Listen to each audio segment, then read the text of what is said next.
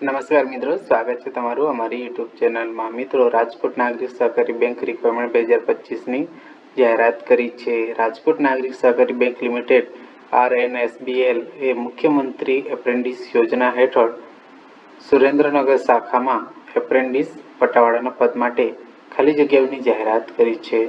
સ્થાનિક પુરુષ સ્નાતકો માટે તેમની બેન્કિંગ કારકિર્દી શરૂ કરવાની આ એક ઉત્તમ તક છે। કોઈ અનુભવની જરૂર નથી, તેમજ ફ્રેશર અરજી કરી શકે છે। આ ભરતી મિત્રો સુરેન્દ્રનગરના જે સ્થાનિક પુરુષો છે એ આ ભરતી માટે અરજી કરી શકે છે।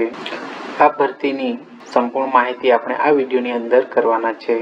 તો મિત્રો, વિડીયો પસંદ પડે તો વિડીયોને લાઈક શેર કરી દેજો, તેમજ ચેનલમાં નવા હોય તો ચેનલને સબસ્ક્રાઈબ કરી દેજો।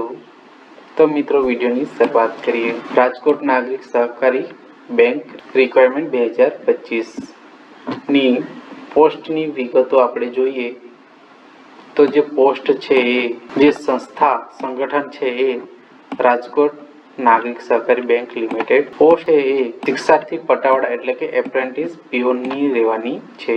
જોબનું લોકેશન સ્થાન સુરેન્દ્રનગર શાખા, જેનો અરજી કરવાનો જે સમયગાળો છે એ 22 એપ્રિલથી 29 એપ્રિલ 2025 દરમિયાન ઓનલાઈન અરજી કરી શકે છે।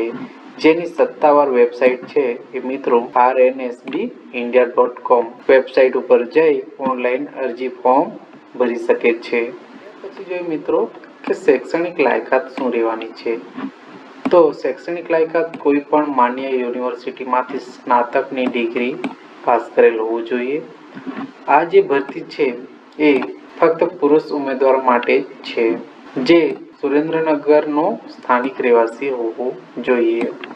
વય મર્યાદાની વાત કરીએ તો મિત્રો મહત્તમ 30 વર્ષની ઉંમર હોવી જોઈએ 29 એપ્રિલ 2025ના રોજ। ત્યાર પછી જે પસંદગી પ્રક્રિયા છે એ મિત્રો પસંદગી શૈક્ષણિક લાયકાત અને આંતરિક તપાસના આધારે કરવામાં આવશે। એટલે કે તમારી શૈક્ષણિક લાયકાતના પ્રમાણે આ ભરતી પ્રક્રિયા થવાની છે। આ ભરતી માટે કોઈ પણ પરીક્ષા લેવામાં આવશે નહીં।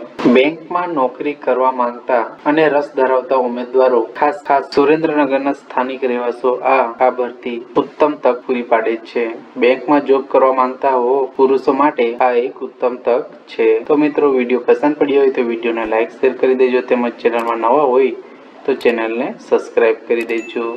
ઓનલાઈન ફોર્મ ભરવા માટેની લિંક ડિસ્ક્રિપ્શનમાં આપી દેવામાં આવશે। તો મિત્રો, મળીએ આવી જ એક માહિતી સાથે। ત્યાં સુધી જય હિન્દ।